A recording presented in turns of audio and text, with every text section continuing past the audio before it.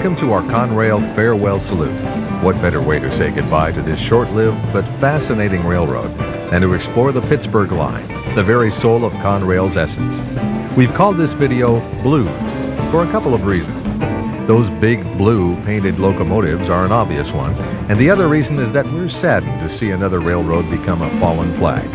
So join us now as we pay tribute to the men, women, equipment, and machines of Conrail in Pittsburgh Line Blues.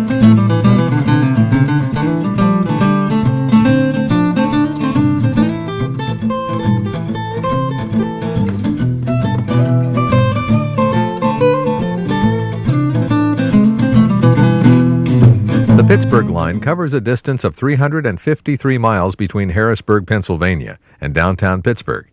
In this program, we'll be focusing on the western portion of the line between Altoona and Conway Yard, located 20 miles northwest of Pittsburgh. Conway is actually on the Fort Wayne line, which begins in downtown Pittsburgh, but crews operating east across the Pittsburgh Line begin their run at Conway. Our program will begin at the huge facility at Conway. From there, we'll explore the small portion of the Fort Wayne line leading to Pittsburgh. In addition to the main line, Conrail has two other routes to move trains through the area. At C.P. Bell, some trains are routed over a portion of the Mon line. They traverse the two O.C. bridges across the Ohio River and then follow the south side of the Monongahela River to C.P. 16.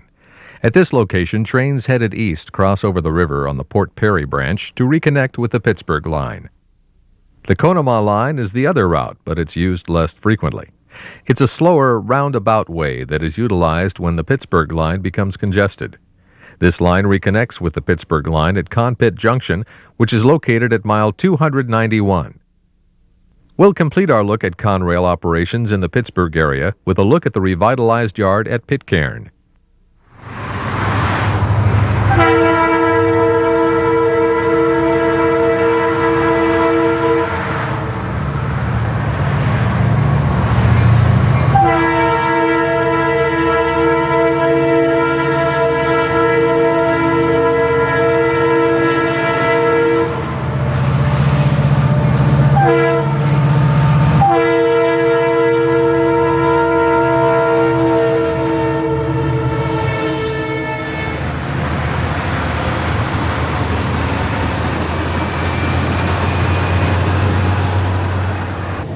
Intermodal train TV-22 sprints out of Conway to complete its eastbound journey from Chicago to Baltimore, Maryland. The cars stream under the old Pennsylvania Railroad-style signal bridge that guards the east end of Conway.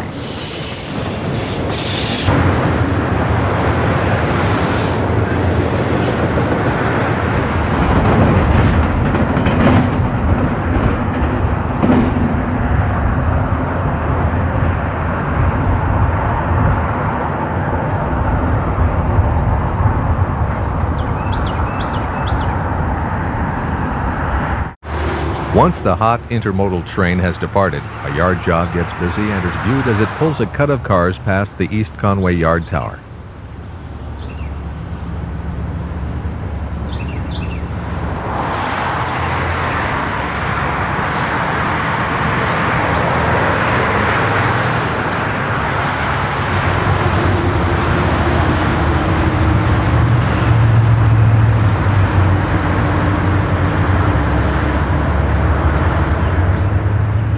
The 6988 was built as an SD40, but was rebuilt at Altoona in 1993 as a Dash 2 model.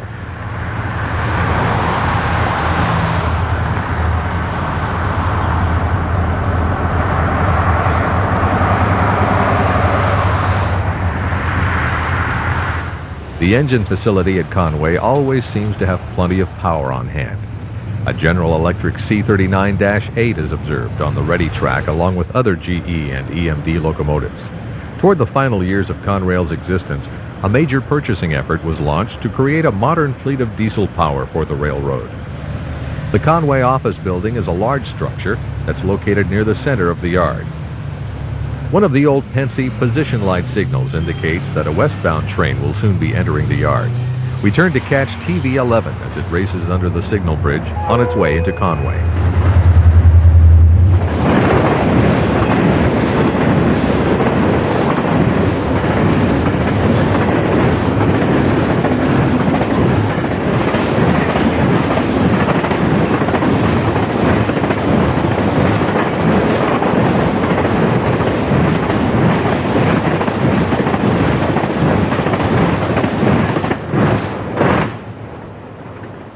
TV11 operates between Kearney, New Jersey and Chicago.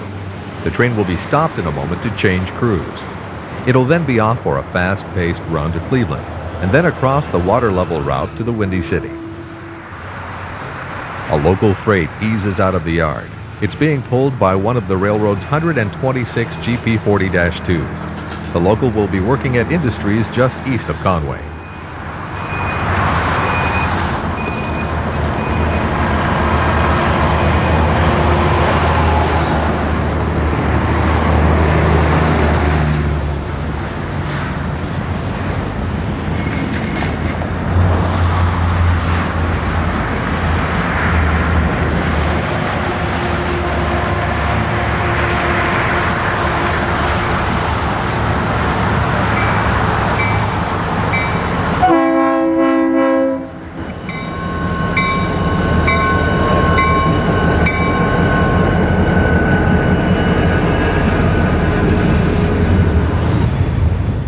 From the look of the train's consist, we can safely say that most of the industry the local will be working has something to do with the steel industry.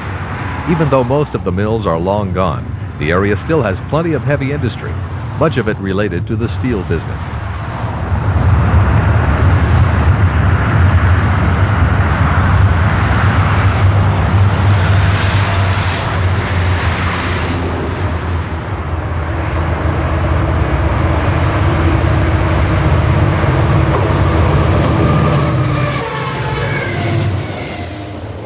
Chicago to Kearney, New Jersey bound TV12 races past our camera at a location east of Conway.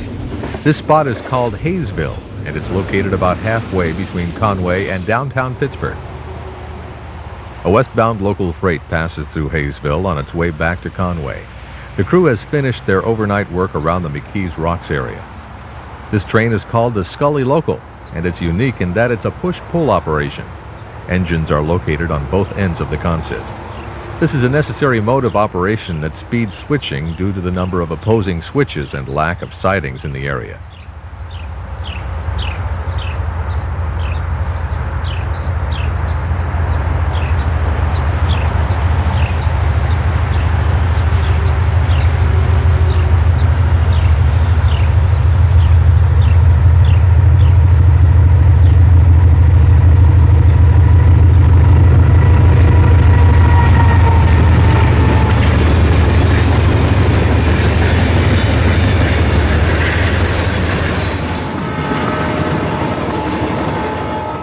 The position lights on the signal bridge change from vertical to horizontal as the consist is rushed toward Conway.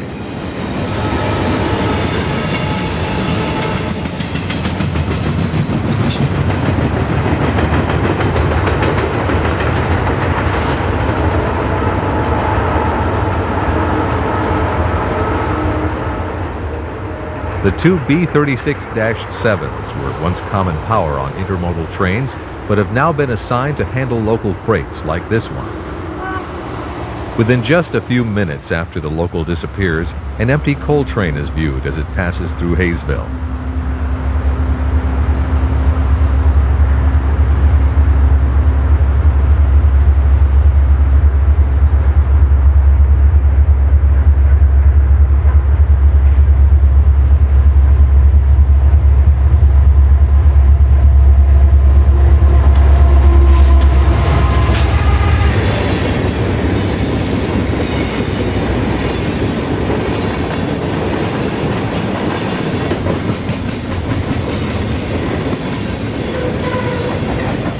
As the empty hoppers rush east, a westbound freight can be seen over on track 3.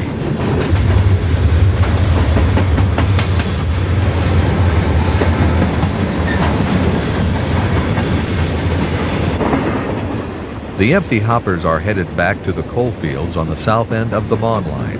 The train's symbol tells us that it originated at a Wisconsin electric plant, somewhere in the Badger State.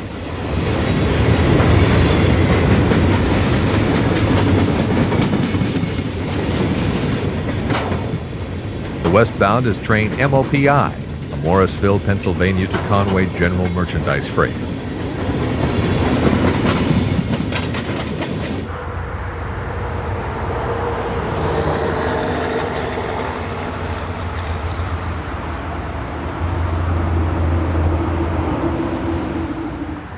We've relocated now to CP Bell and watch as TV1 and the UWE empty coal train meet on the OC Bridge across Bruneau Island and the Ohio River.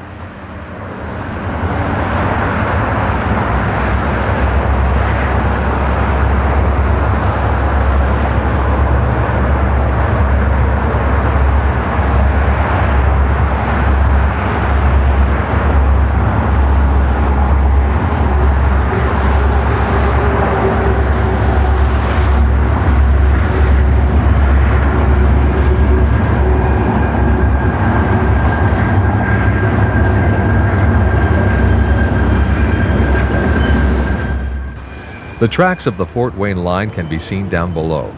At one time, this connection was a private concern that charged a toll for each railroad car that was transported across the Ohio River.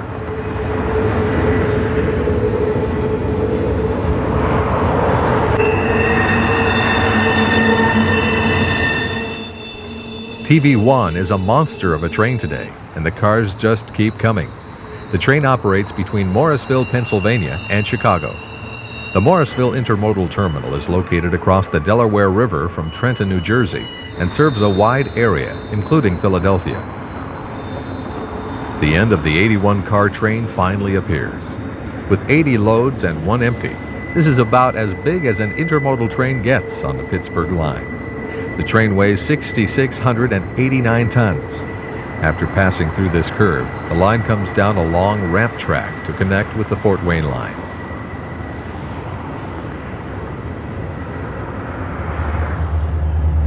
The Conrail main passes right through the middle of a Pittsburgh city park, where the tracks are located in a trench.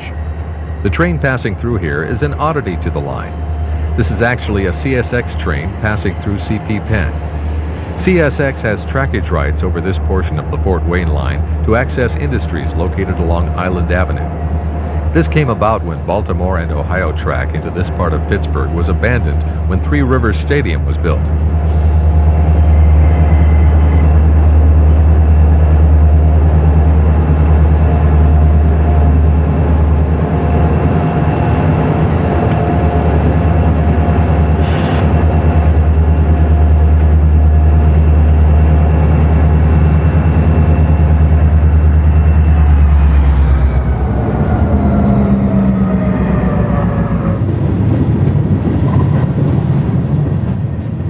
One of CSX's few remaining chassis-painted GP40s leads a GP38 through West Park on Track 1. The two middle tracks are the Conemaugh line, and Track 1 and 4 are the Fort Wayne line.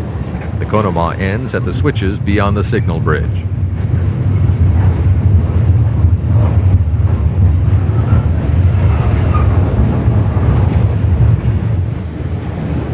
The CSX local will cross over the Allegheny River and pass through Penn Station.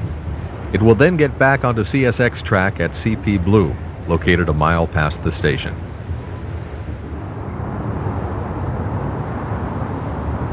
From high above the Golden Triangle, the point where the Allegheny and Monongahela rivers come together to form the Ohio, we get a bird's-eye view of the city and surrounding areas.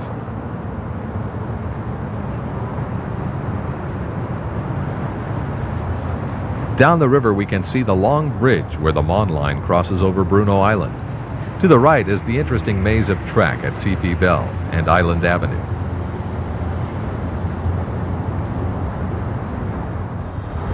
Looking north, up the Allegheny River, we see that Conrail train Mail 4 is passing over the bridge leading into downtown Pittsburgh.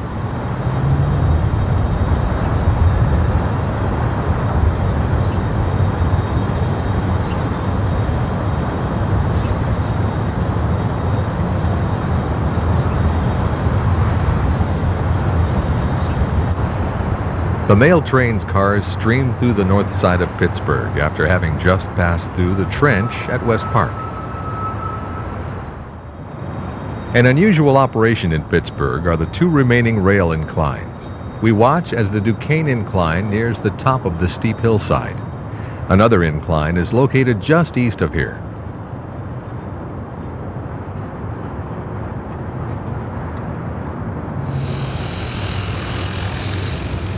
Noise from a construction project in downtown Pittsburgh severely disrupts the scene as an eastbound freight comes across the bridge spanning the Allegheny River.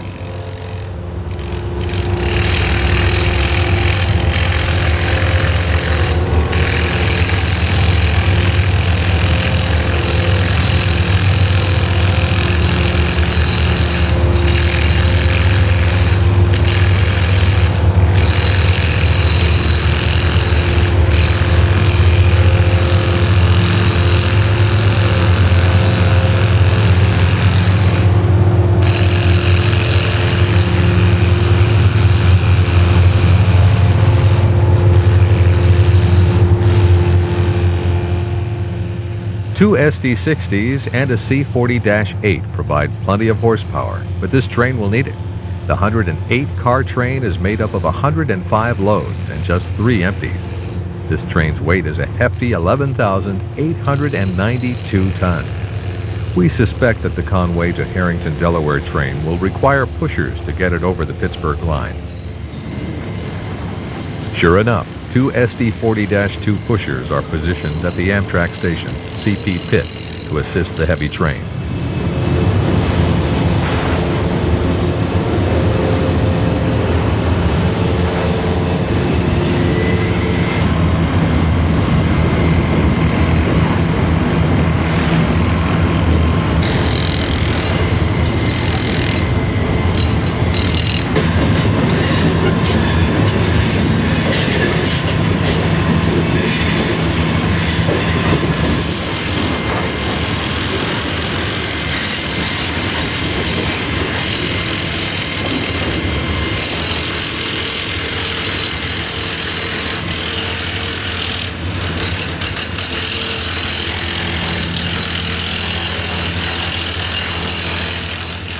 Once the last car has cleared the switch at CP Pit, the dispatcher remotely activates the switch to permit the helpers to come out of the pocket. The 2 diesels pass from the Pittsburgh line onto the Fort Wayne line as they come past the sign identifying the location as CP Pit.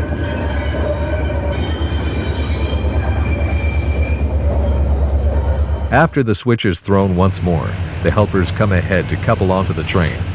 Later in the show, we'll see train PIES on another day as it climbs the hills east of Pittsburgh with helpers on the rear.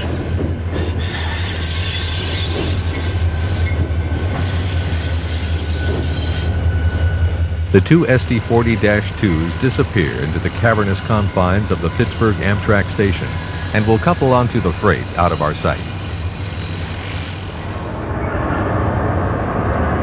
11 miles east of downtown, we view an Altoona to Conway freight as it comes past an old Westinghouse factory located in East Pittsburgh.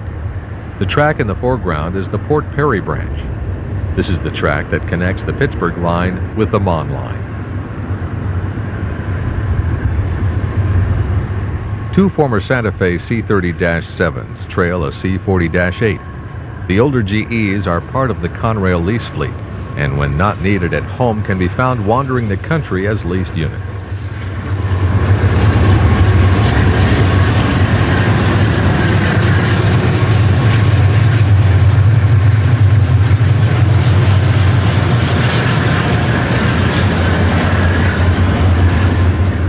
The massive structure in the background is the support for the impressive Westinghouse Bridge. Cars on the ATPI train pass a high clearance detector at mile 341.1.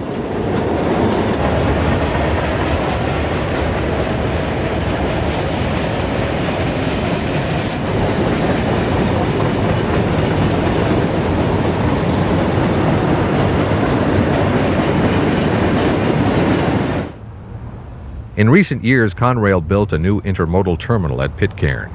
Many years ago, the Pennsy and then Penn Central had a large freight yard located here. The yard was mostly abandoned until it was decided to build a new intermodal facility at the site. About all that remains of the old facility is the shop building in the background.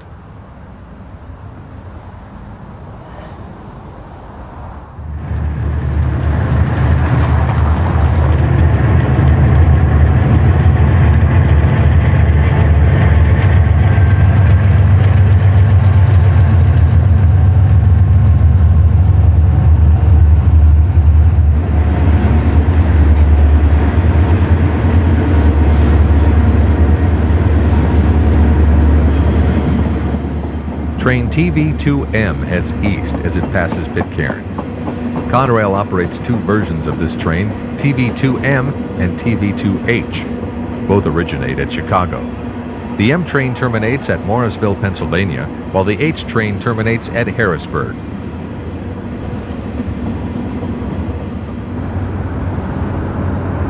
An Oak Island to Conway freight rolls westbound along Turtle Creek as it passes through Pitcairn.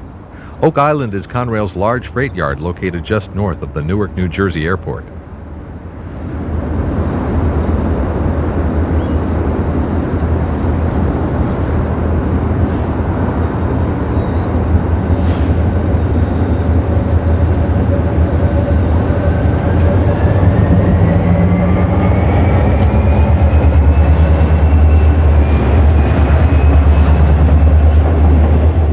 A couple of visitors, an LMX B39-8 and a CSX Jeep 40-2 have found their way onto the train today.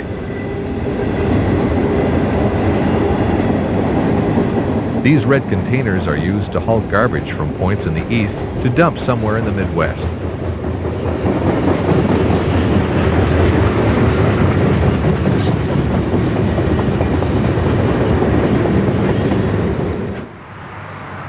Trees on the hillside behind downtown Pitcairn have started to change color.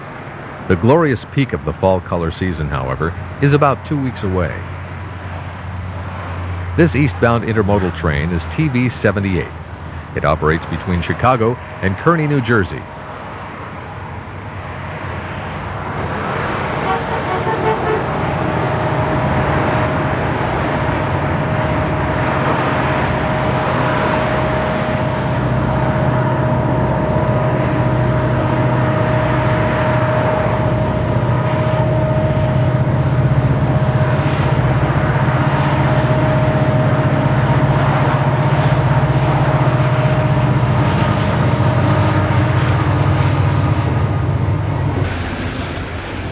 These shots are being taken from the Route 48 overpass that spans the east end of the old yard at Pitcairn.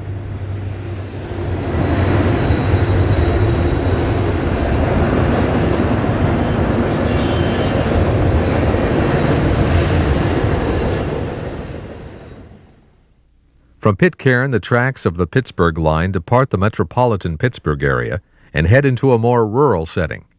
The line also begins the climb out of the Turtle Creek Valley as it departs the Monongahela River watershed. The tracks will continue upgrade and head overland through Greensburg toward the Conemaugh River watershed. After passing through Latrobe, the tracks begin dropping downgrade through Derry and around the big curve at Torrance, mile 300 on the Pittsburgh Line. They then wind downhill to run alongside the Conemaugh River through Conpit Junction. This is where the Conemaugh Line rejoins the main. Remember the Pittsburgh to Harrington, Delaware train symboled PIES that got helpers at CP Pitt? Well, this is the next day's version of that train, and it's also a monster. Two SD60s pull hard to keep the tonnage moving upgrade through the borough of Larimer.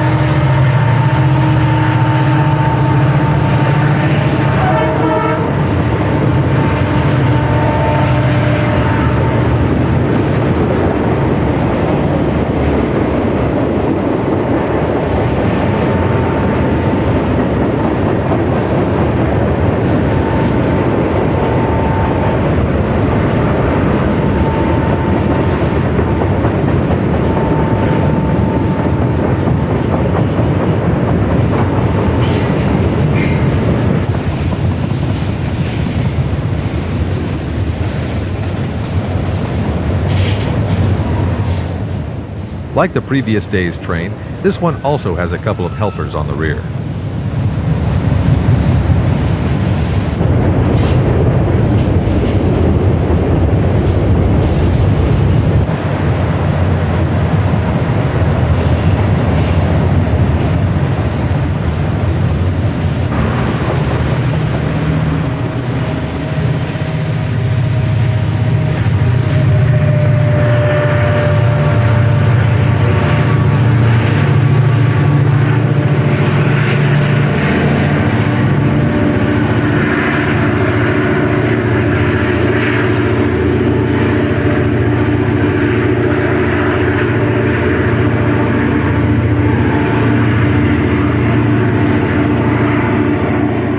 A nice surprise greets us as empty coal train ULK 49C sweeps around the curve.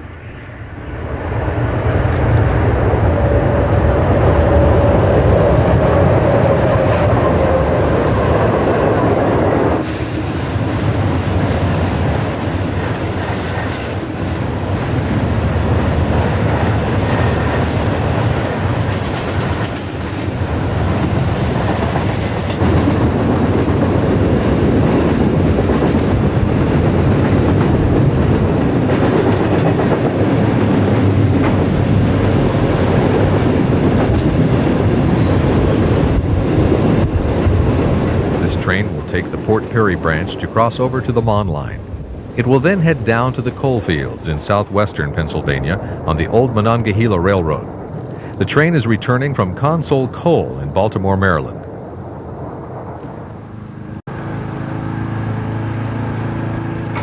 A trio of EMD power leads Mail 9 through an S-curve at Manor.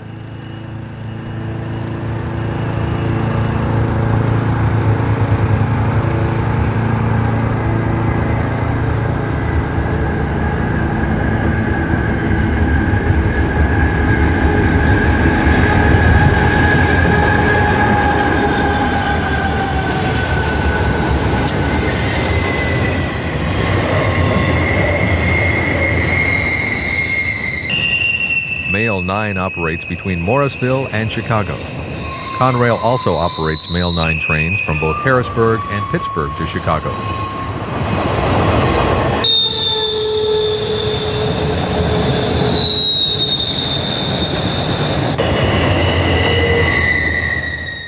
Amtrak train number 43, the Pennsylvanian, is operating just a few minutes behind Mail 9, and we shoot it passing through the same curve at Manor.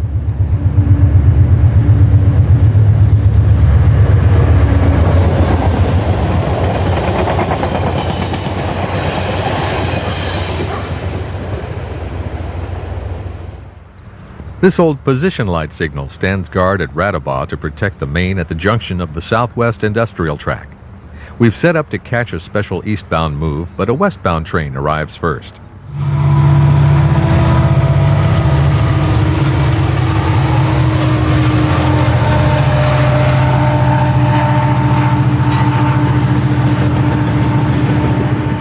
The Harrisburg, Pennsylvania version of TV1 blasts downhill past the old signal.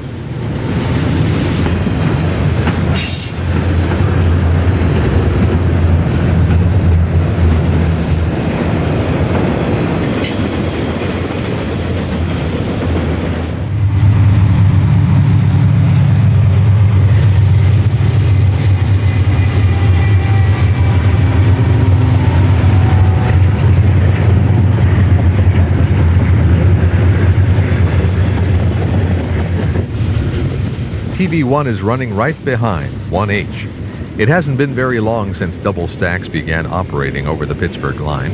The entire subdivision was upgraded to permit these high cars to pass under signal bridges. Tunnels also had to be enlarged so loads of double-stacked containers could pass through the bores.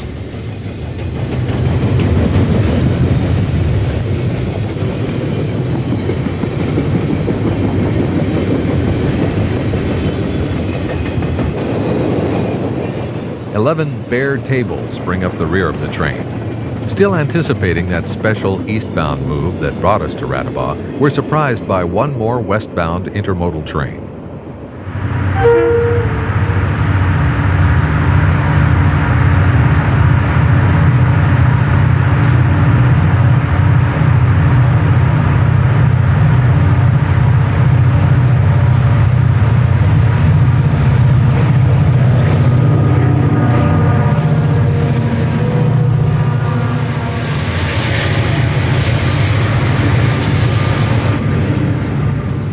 TV11 has a large cut of double stacks today, and the cars stream past the old signal.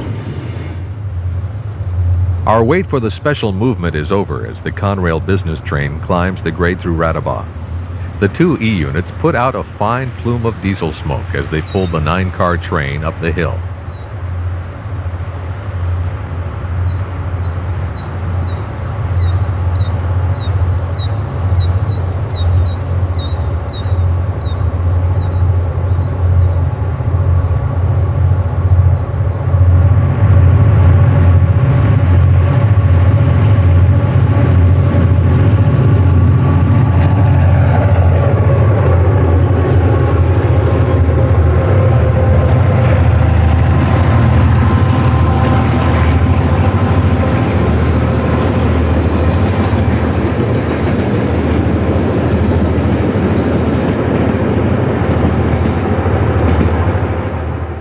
Amtrak's Three Rivers is running right behind the OCS 101.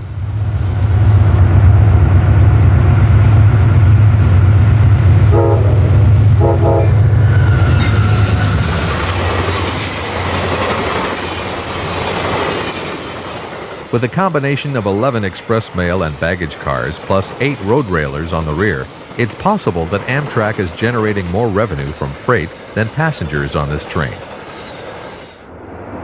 The train nears the top of the hill as it approaches the station at Greensburg for what will be an on-time arrival this morning. At the time of our visit, the Greensburg station was undergoing renovation. We understand that a restaurant and a microbrewery have now been opened in the building.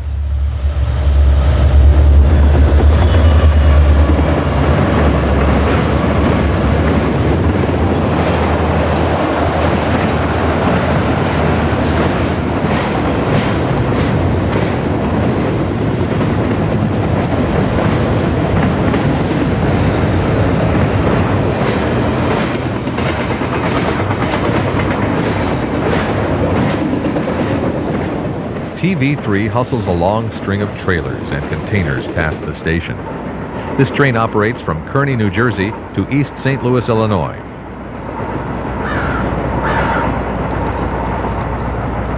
Near the station in downtown Latrobe, Pennsylvania, we listen to the throaty exhaust of a Conrail GP15 as it switches cars.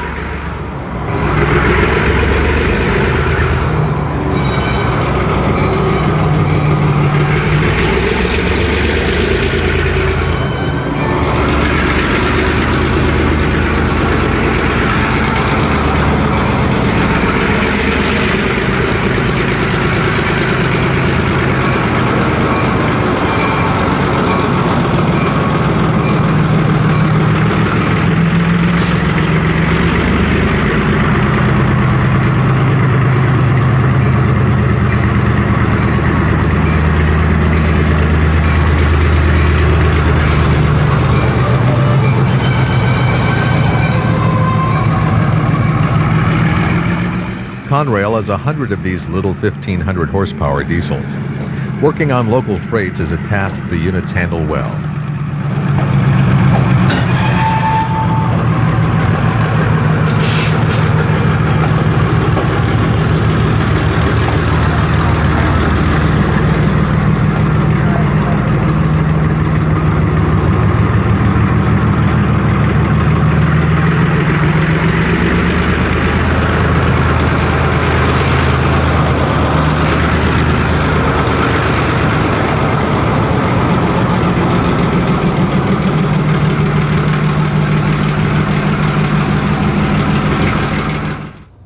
At the small town of Derry, the signal aspect caused us to expect an eastbound train, but we're just as happy to see this westbound come under the signal bridge.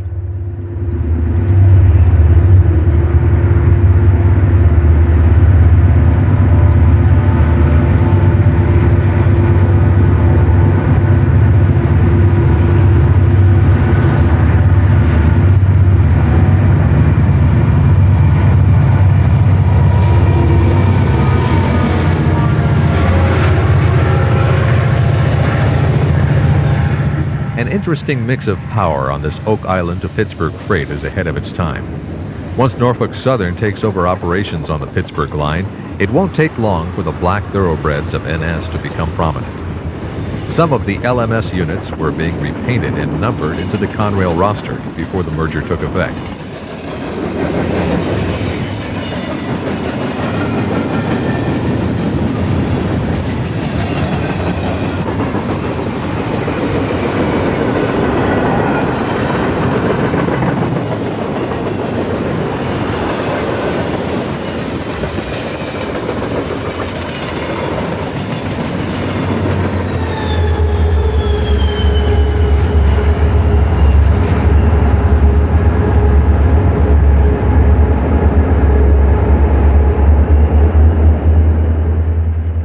The long, heavy train has picked up speed now, but the two helpers on the rear are still working.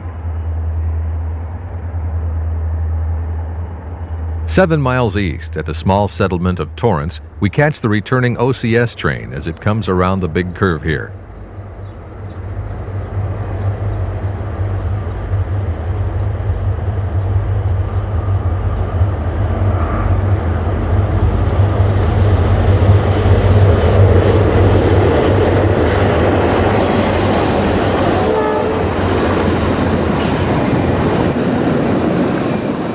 The OCS 101 is being used today on a round trip between Pittsburgh and Altoona.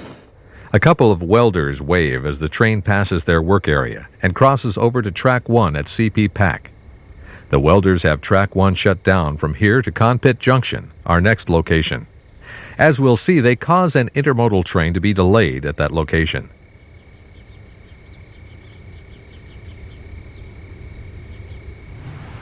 This signal bridge controls eastbound traffic off the Conemaugh line at Conpit. The familiar sound of an approaching train directs our attention to an eastbound approaching on the Pittsburgh line.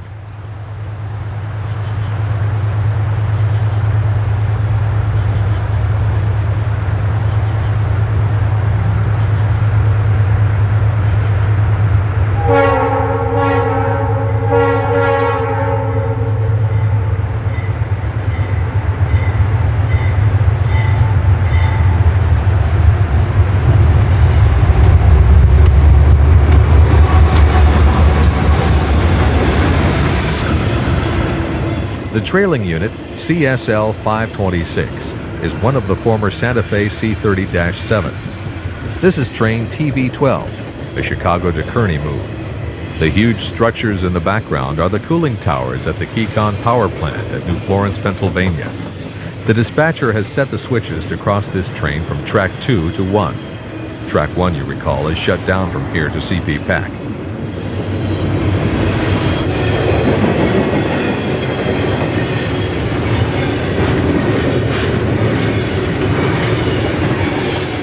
A few minutes later, a westbound train is seen arriving at Conpit Junction on Track 3. From here to downtown Altoona, a distance of 54 miles, the Pittsburgh line consists of 3 main tracks.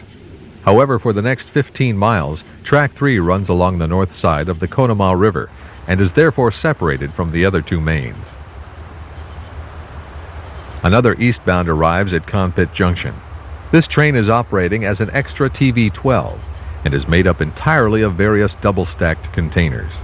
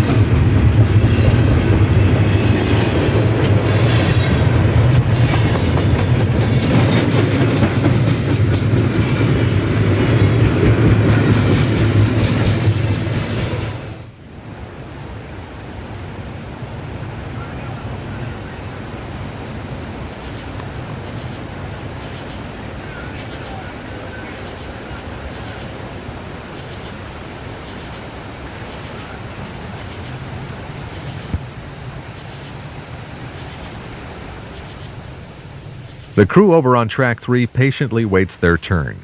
The dispatcher apparently will be sending them over the Pittsburgh line, but has other trains to run right now on the temporarily single-tracked main. An immature red-tailed hawk waits too, but soon loses interest and flies off. The signal on Track 1 turns green, indicating that the track is back in service and that an eastbound is approaching. We're perplexed as to why the train on Track 3 has not been permitted to head west.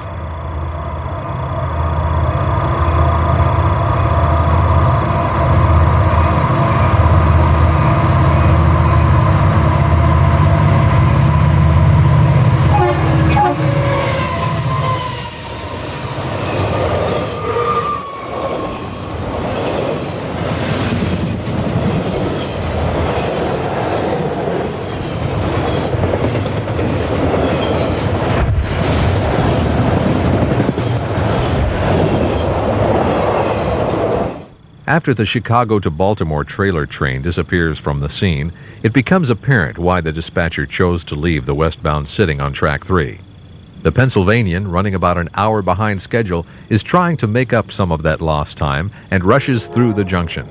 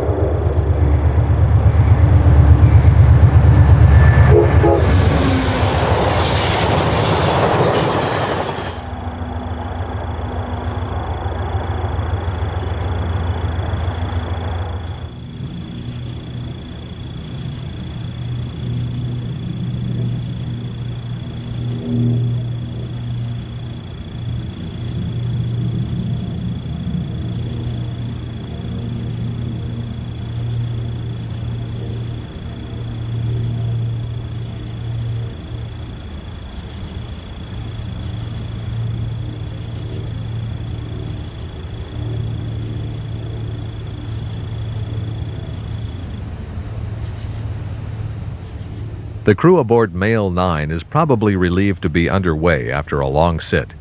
The train is powered with a nice mix of Conrail diesels with an SD60M on the point, followed by a C40-8W, an SD40-2, and an SD50.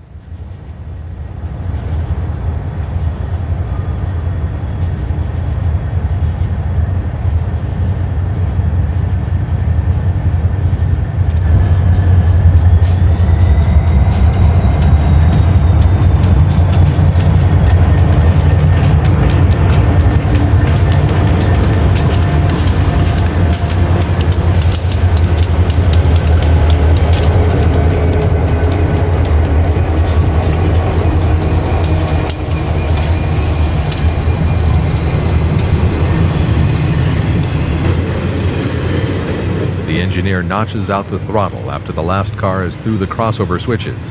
It doesn't take long for the 14,000 horsepower on the head end to get the 31-car, 2,941-ton train up to speed.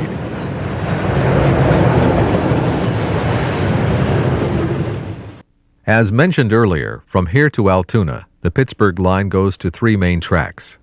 The map shows Track 3 separated from Conpit to CPJW, or Johnstown West. Much of this distance is within the confines of Conemaugh Gorge. At Johnstown, the line curves toward the north and begins the serious climb toward the summit of the Allegheny Mountains. It's this portion of the line that provides some of the most dramatic scenery, and as we'll see, Conrail runs a ton of trains through here during daylight hours. Helpers are placed on many trains at Johnstown. Once trains pass through Crescent, they have nearly conquered the climb up through the mountains. The summit is located within the tunnels at Gallitzin, which is found just past Crescent. From here it's all downhill to Altoona, but trains must pass through the scenic area surrounding Horseshoe Curve before arriving there. It's early morning, and fog still hangs over the Conemaugh Gorge. Train TV11 heads around a curve and up along the Conemaugh River as it makes its way west on Track 2.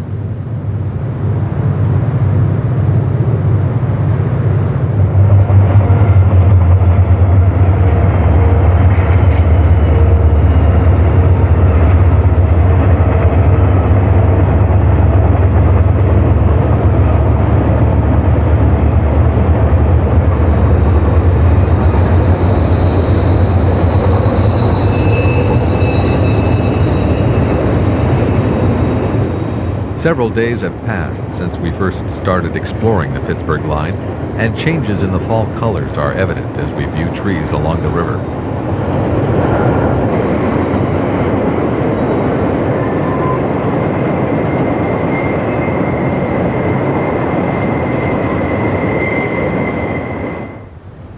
Several minutes after TV-11 passes our location, Amtrak train number 40 appears as it heads east on track 3. We again notice that the train is filled out with plenty of express cars on the head end and road railers on the rear.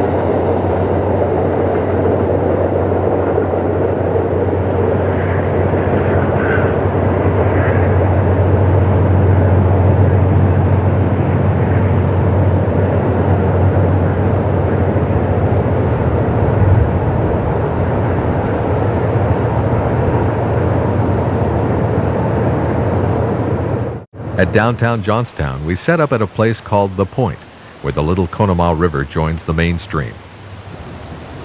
Train OIPI comes around a broad curve through downtown and crosses over the river. After the famous Johnstown flood, the river's channel was lined with cement. Other flood control measures were also undertaken to help prevent future floods in the area.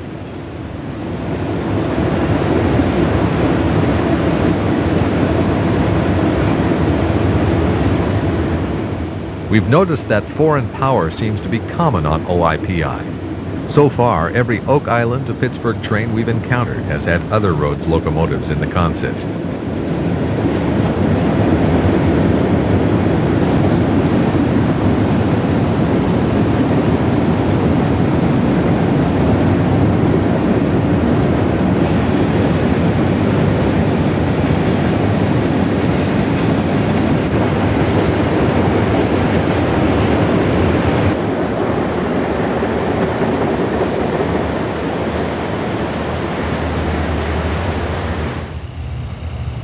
Seat Tower is located east of Johnstown near the community of East Conemaugh.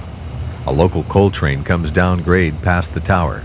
This train originated somewhere between here and Altoona. The train is operating with engines on both ends, and all but the first unit are GP38-2s. The power to the right is a set of helpers waiting for their next shove over the mountain. The coal train is headed to a local power plant. It's quite unusual to see this many Jeeps on a train, so we thoroughly enjoy the sight.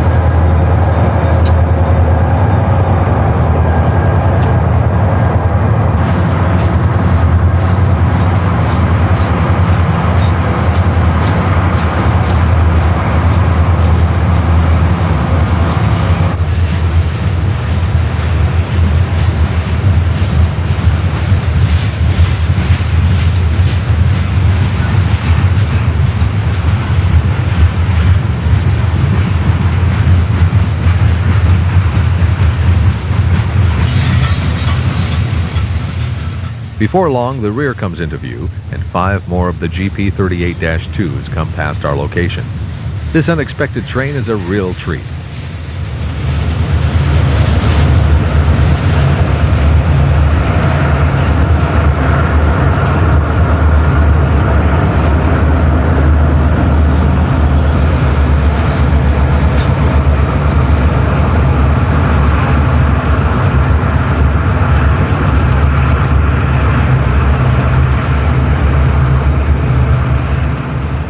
While many towers have closed over the years, Conrail has found it necessary to maintain C Tower.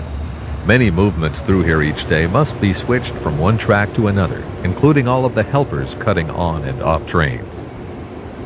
A westbound empty coal train comes downhill past the tower.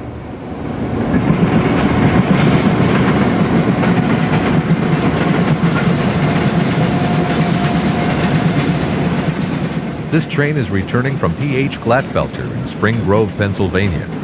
As the empty hoppers stream past us, the two helpers that were parked at C Tower have now gone to work. The two engines have been cut onto the head end of TV2H and have the train underway.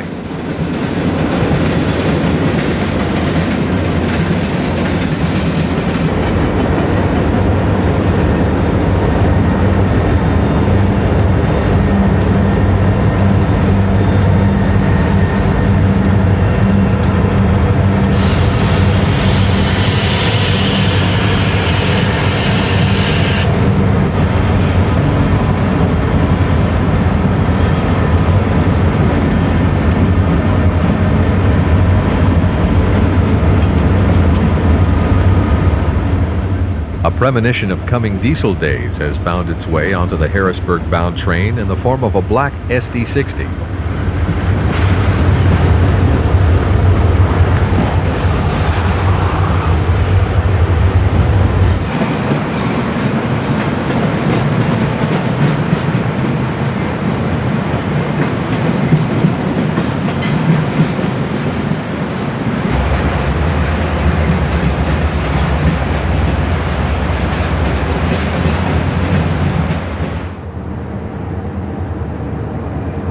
From a cliff high above the tracks at East Conemaugh, we watch as a monster-sized TV12X comes around a sharp curve to head uphill. The train is being assisted by two SD40-2 helpers on the head end.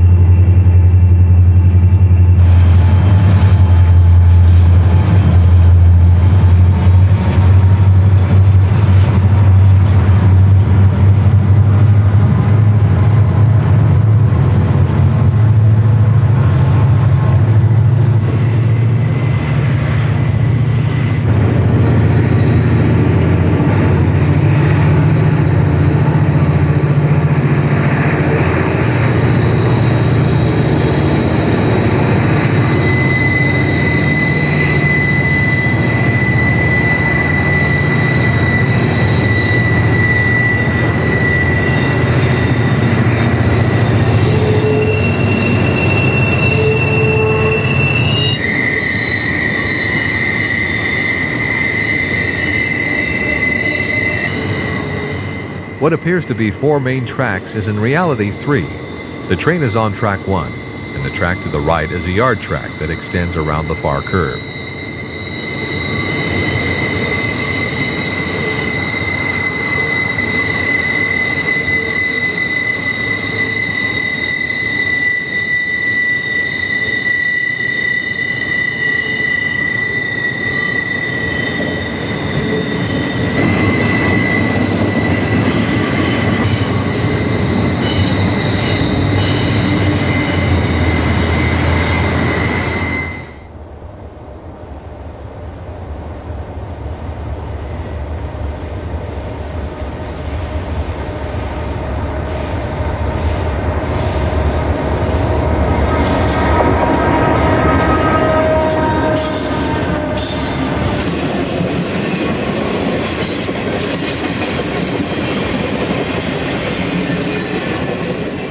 Conrail operates 2 Triple Crown trains each direction across the Pittsburgh line. RR 281 is a Rutherford, Pennsylvania to Willow Run, Michigan train. Another westbound, RR 261, operates between Elizabethport, New Jersey and Fort Wayne, Indiana. This train can also run from Rutherford, and if it does, it is assigned an F following the numbers to indicate this. Eastbound Triple Crown trains are RR 262 and RR 282. They run the opposite route of the westbounds. If 262 is destined for Rutherford, it is assigned an R after the number.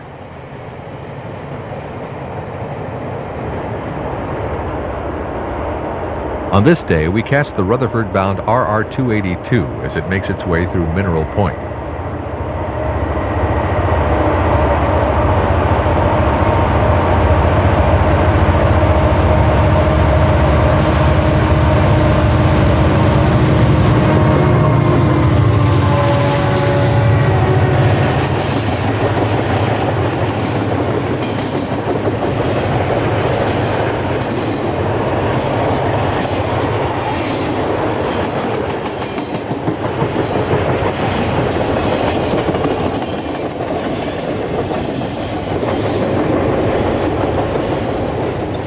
Triple Crown was started by Norfolk Southern.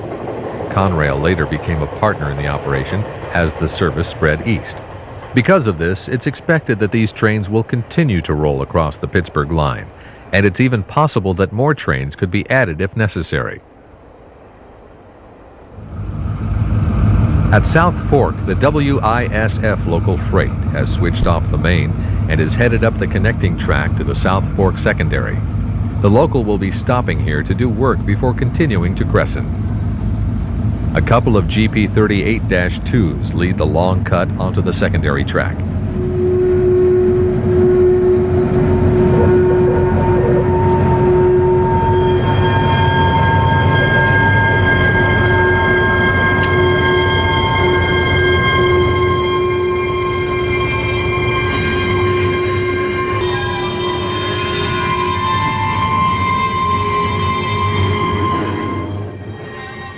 A load of lumber and 4 tank cars are followed by a long string of empty coal hoppers.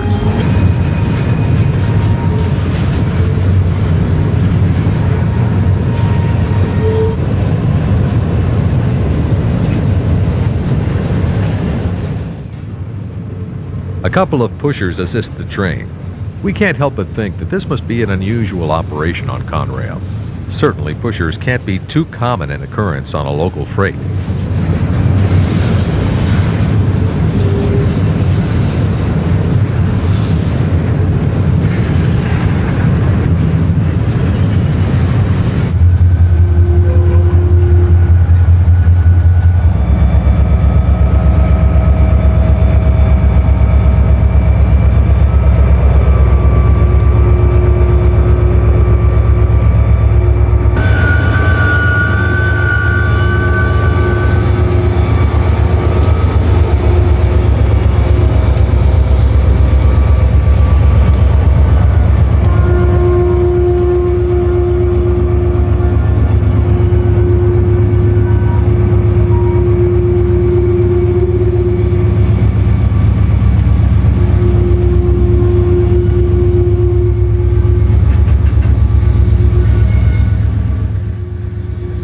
As the 2 SD40-2s come off the west leg of the Y track to enter South Fork Yard, a train is heard coming down the main.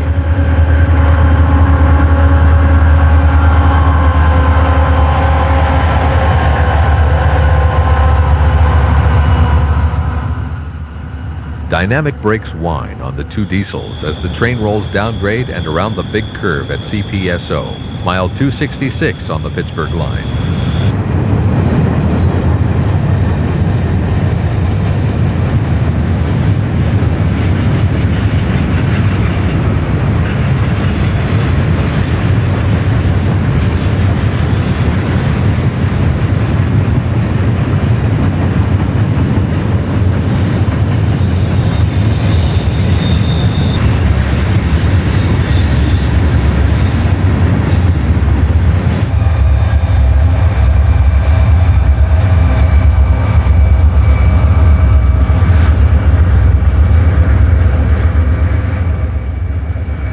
Two sets of helpers are on the rear of the train. This is a good sign, indicating that there must be a couple of eastbound trains approaching Johnstown that will require assistance over the mountain.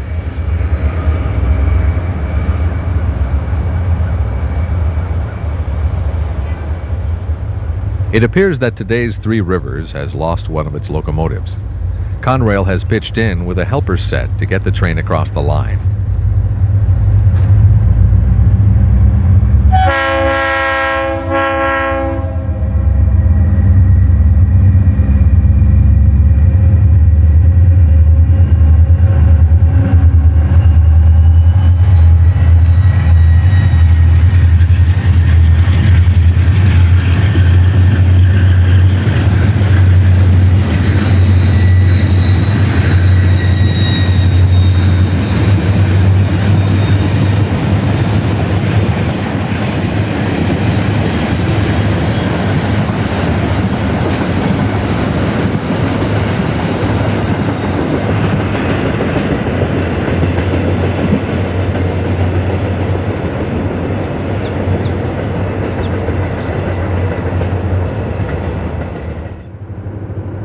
A couple of hours later, and 9 miles east, local freight WISF is once again underway. We catch the train from an overpass located between Portage and Cassandra.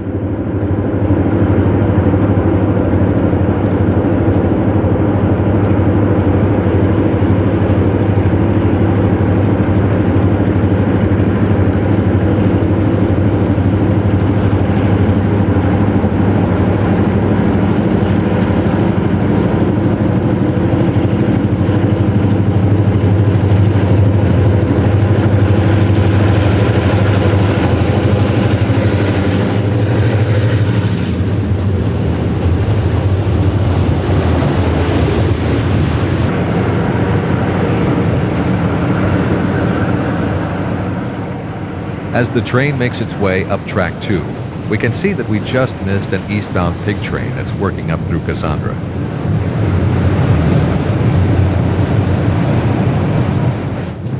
Nothing appears to have changed with the local, but we speculate that a few more empty hoppers may have been added to the consist.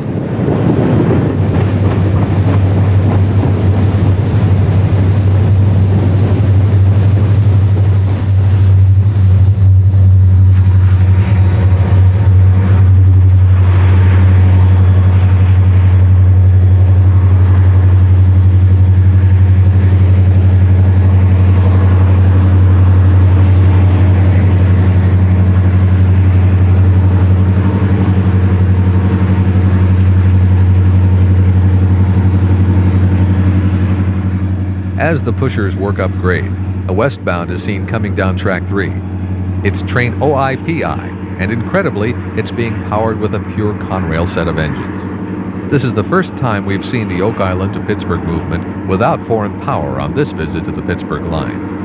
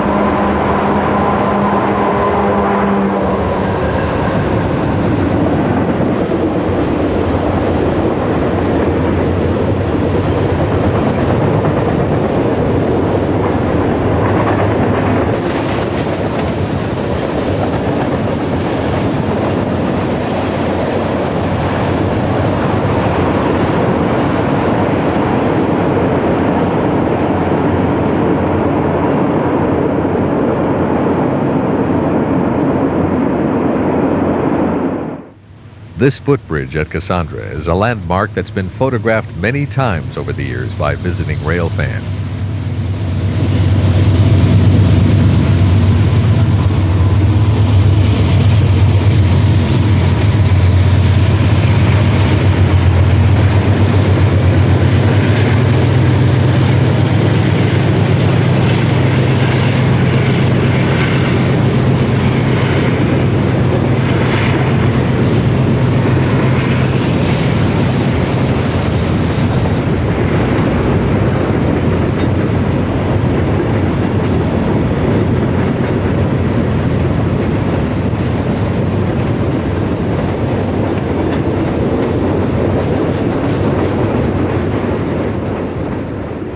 Even though this eastbound is an empty hopper train, the power still gets a workout as it lifts the string of 160 cars over the Alleghenies. With just 2 units and no helpers, the crew will have a slow trip up the hill today.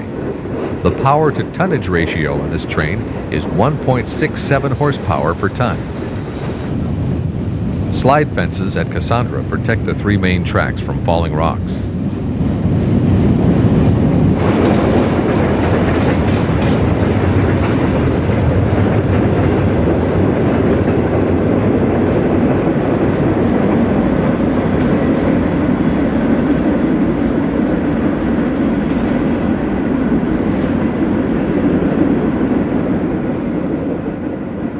Shortly after the last hopper passes from view, the westbound Pennsylvanian comes down around the sweeping curve.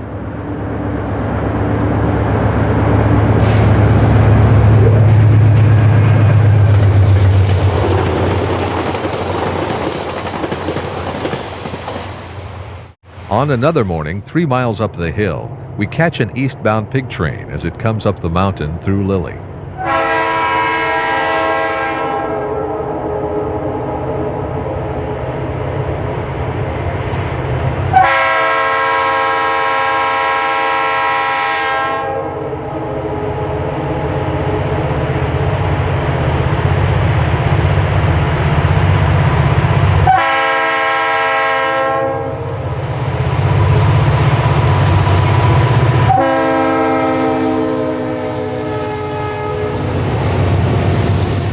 This once-a-week train operates between Chicago and Kearney, New Jersey. The 4 units provide 15,000 horsepower, more than enough to pull the 29-car train up the hill at a good clip. Comparing this to the empty coal train, we find that TBLT is operating with a ratio of 5.69 horsepower per ton.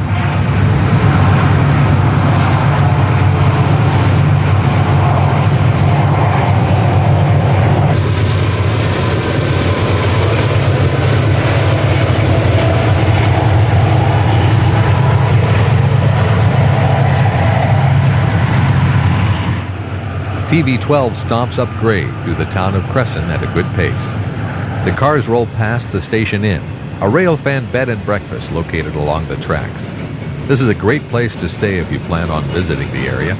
Once you've worn yourself out chasing trains and getting to all of the famous locations, it's fun to just sit on the front porch and watch as the parade of freights continues.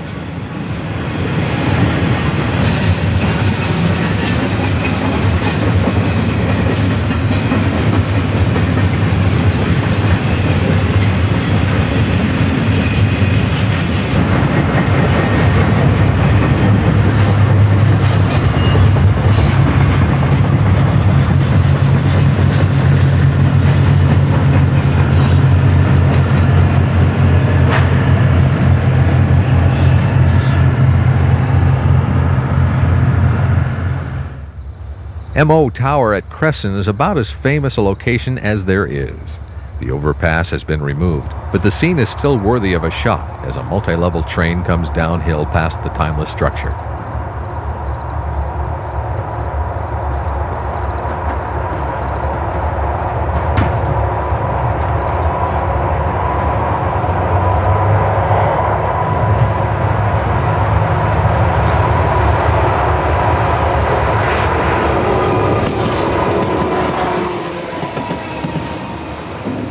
Extra ML 401 is operating between Newark, New Jersey and Toledo, Ohio. Once again, a Norfolk Southern unit has invaded the legions of Big Blue locomotives to foretell the makeup of future operations on the Pittsburgh line. Panning to the right, we catch a glimpse of the helper base located at Crescent. And speaking of helpers, the rack train has a set on the rear that assisted it over the mountain.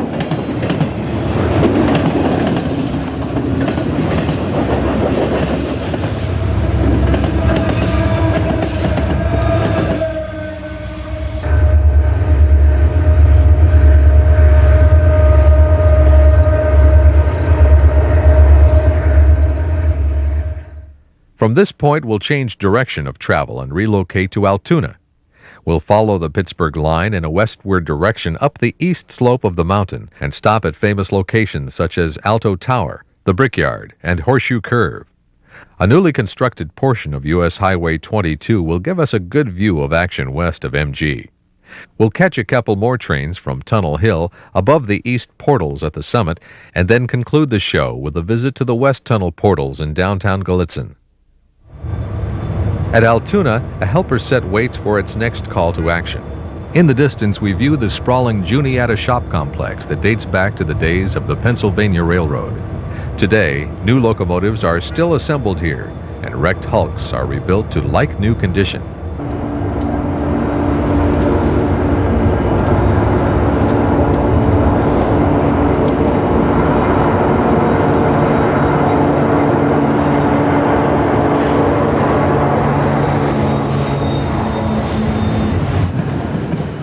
TV-22 rolls through Altoona on its eastbound journey.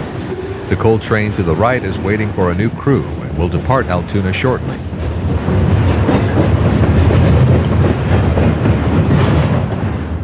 From a pedestrian footbridge above the Amtrak station in downtown Altoona, we watch as Mail 9X comes up track 2 shortly after getting underway for its assault on the Alleghenies.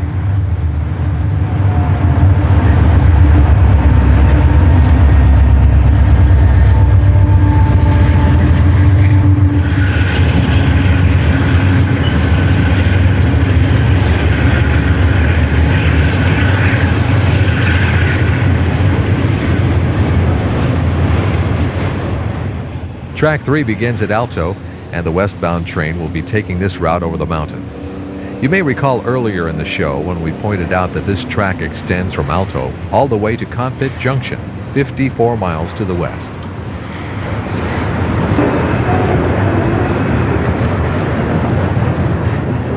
ALTO Tower is located just past the overpass in the distance. From that location, one gets a great view of the famous landmark.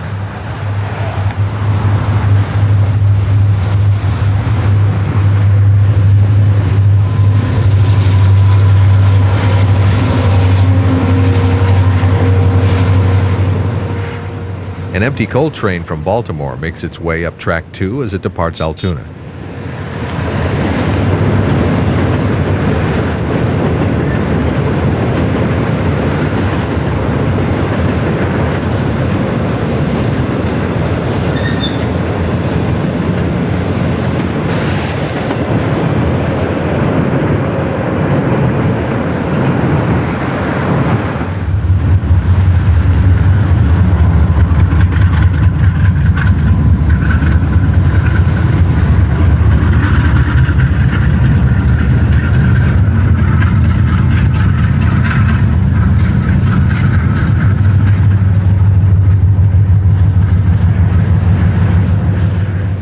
A light engine move comes past ALTO and heads west up track 2.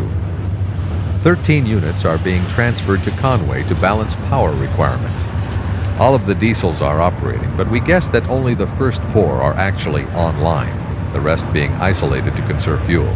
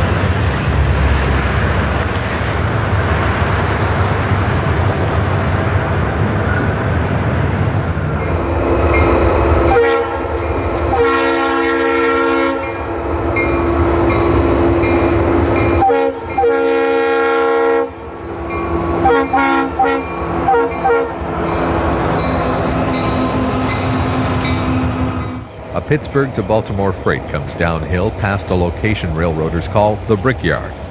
From here it's just a couple of miles to ALTO, and the freight is eased down the last portion of the grade into town.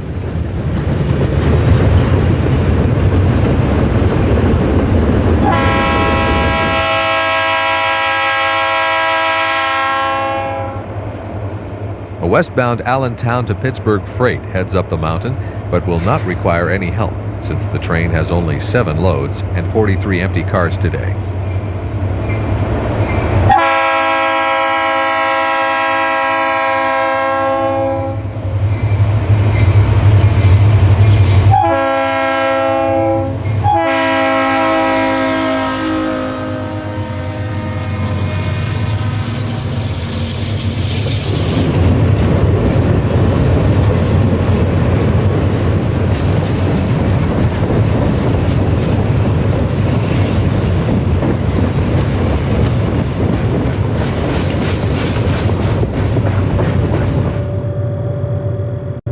From the Horseshoe Curve National Historic Landmark, we view an Altoona to Pittsburgh train as it comes up past a signal bridge just before entering the curve.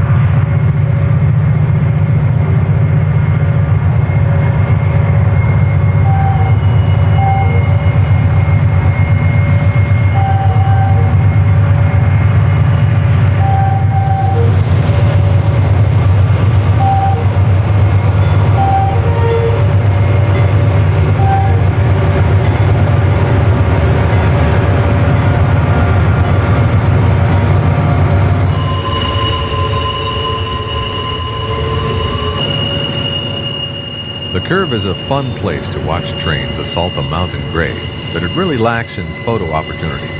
The foliage is out of control, and treetops need trimming to permit visitors a better view of train operations up around the historic curve.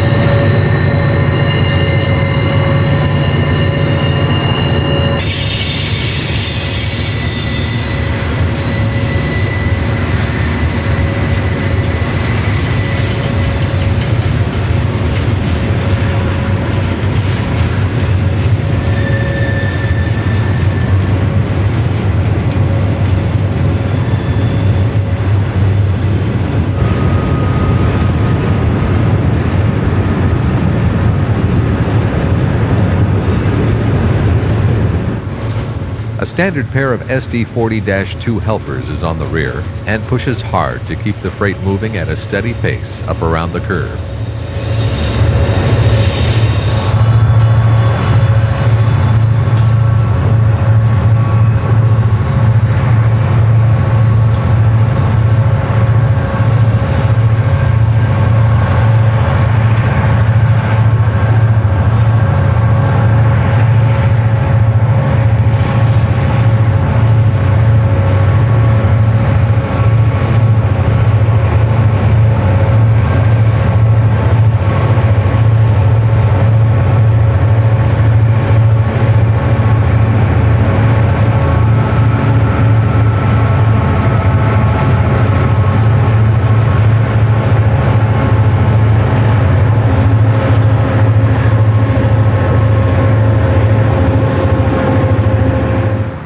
From the new portion of U.S. Highway 22, one gets a great view of the tracks from across the valley. This part of the highway was constructed over the abandoned right-of-way of Conrail's former New Portage Secondary. This section of the main line, just around the curve from MG Tower, is called Allegrippus. Train OIPI, once again powered with an all-Conrail consist, works up grade with a pair of helpers on the point. The train is of moderate tonnage for the mountains. It's 105 cars long with 35 loads and 70 empties, with a total weight of 6,522 tons. This is nothing on flatland railroading, but a handful in the mountains. As the units come under the signal bridge, they meet eastbound train PIBA. This Baltimore-bound freight has 102 cars with 74 loads and 28 empties. The weight is a hefty 9,824 tons.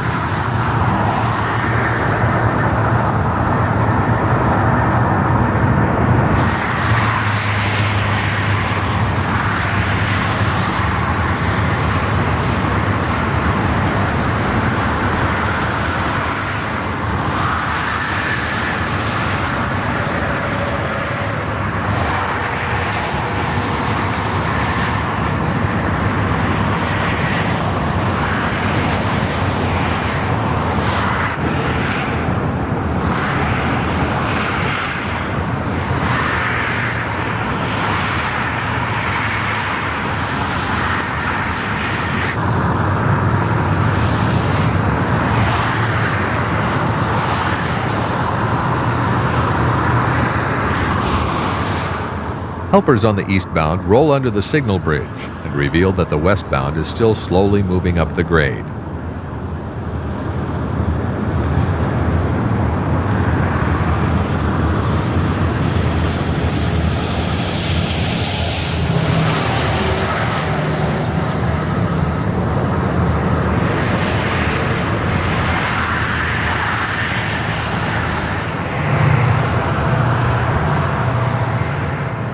Helpers meet helpers as the two sets of SD40-2s pass one another at Allegheny.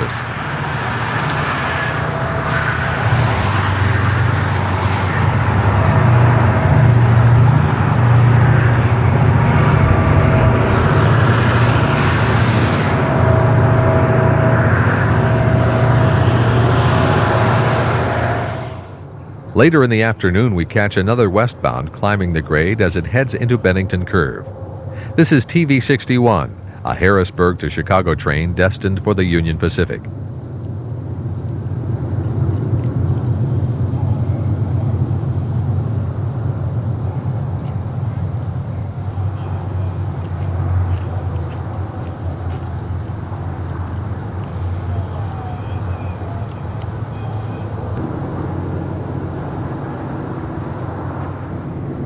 After passing through the curve at Benny, the train continues climbing and comes through an area called the Slide.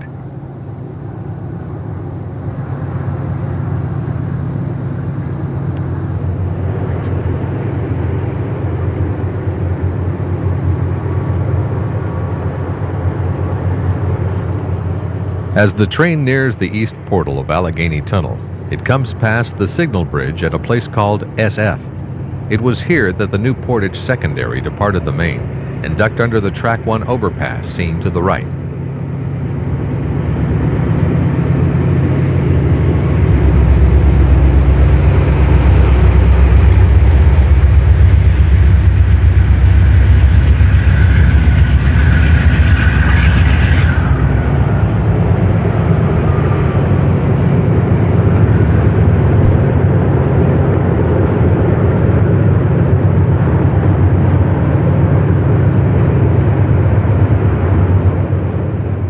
Certain that we had heard diesels exiting the new Portage tunnel below us, it seemed an eternity before the train came into view.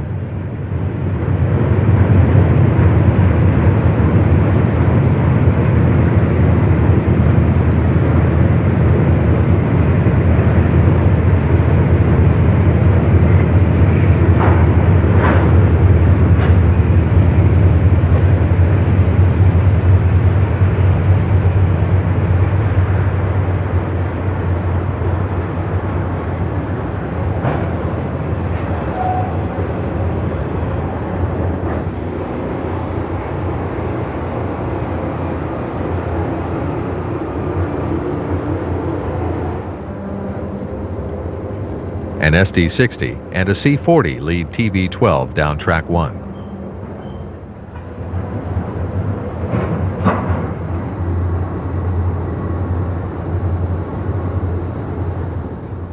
A rumble in the background assures us that TV61 has helpers, and the units come into view as they pass the signal bridge at SF.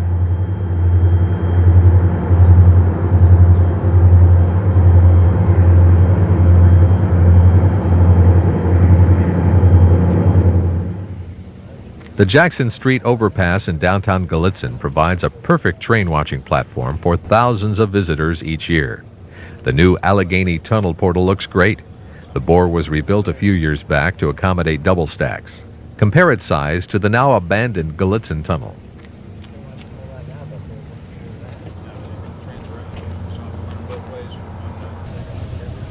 It seems that there are always fans on the bridge, and the town has built a park here to commemorate the history of local railroading. The unmistakable sound of an approaching train diverts our attention back to the tracks as a westbound approaches.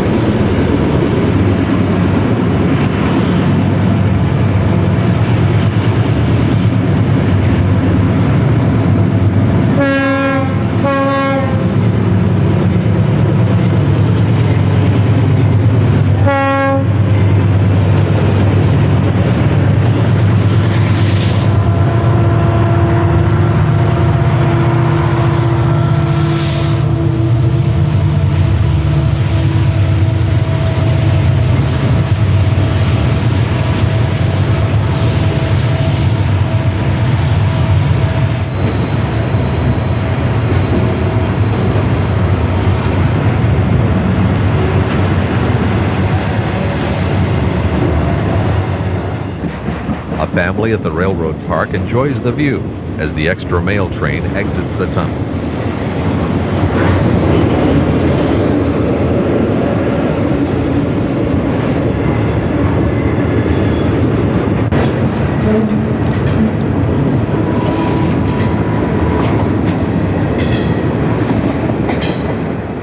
Not more than a minute after the mail train disappears, Amtrak Train 44 arrives at Gallitzin.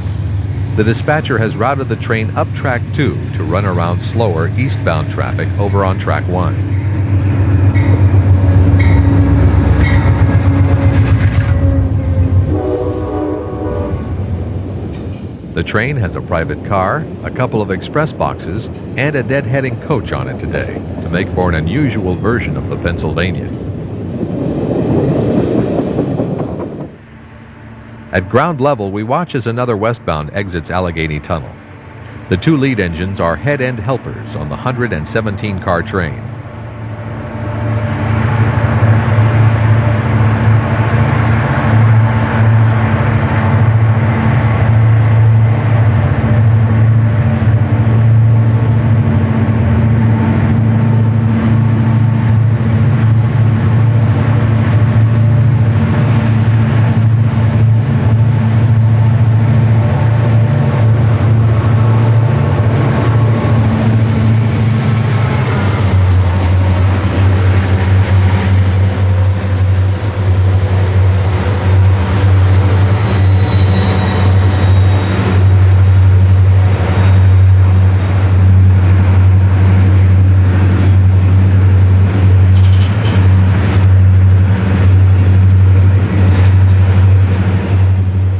Automobile frames were added to the train in Reading, Pennsylvania.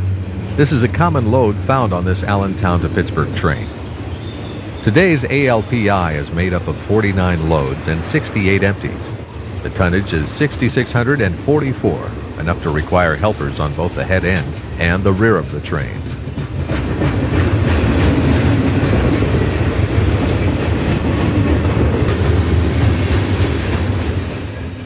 Conrail has put on an amazing show for us across the Pittsburgh line and left images of those big blue locomotives in our minds that will last forever. When they began operations across these mountains, they were a ragtag outfit with almost no following amongst fans.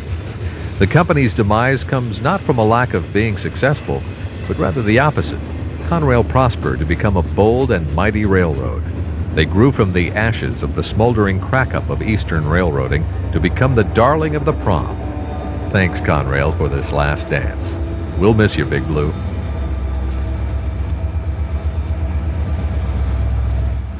Change in the railroad industry is something we've come to accept. We look forward to seeing what will occur across these mountains in coming years. We're sure that this vital link in America's rail network will continue to provide exciting operations, and we're certain to return one day to view thoroughbreds across the Alleghenies.